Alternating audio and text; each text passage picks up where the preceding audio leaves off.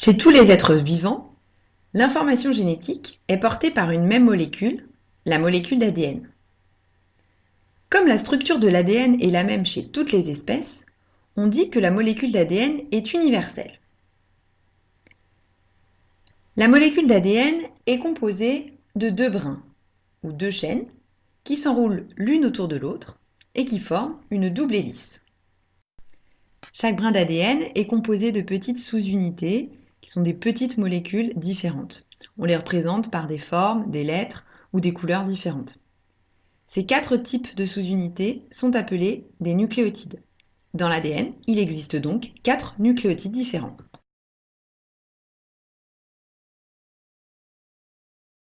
Un brin d'ADN correspond donc à l'enchaînement de nucléotides les uns à la suite des autres.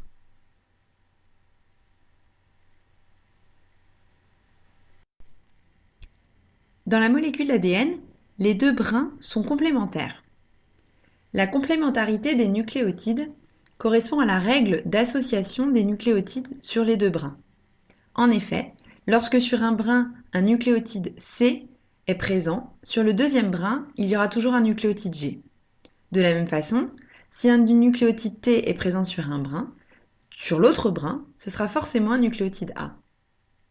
On dit que les nucléotides sont complémentaires, C est complémentaire à G et T est complémentaire à A.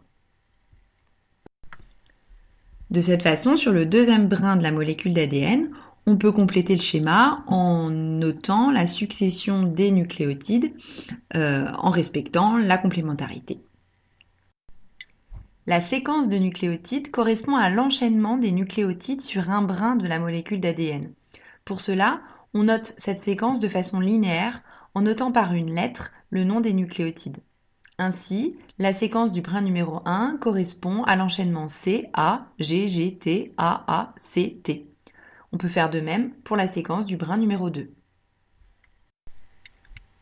La molécule d'ADN est donc une molécule qui présente une structure particulière, mais rappelons que cette structure est la même pour tous les êtres vivants.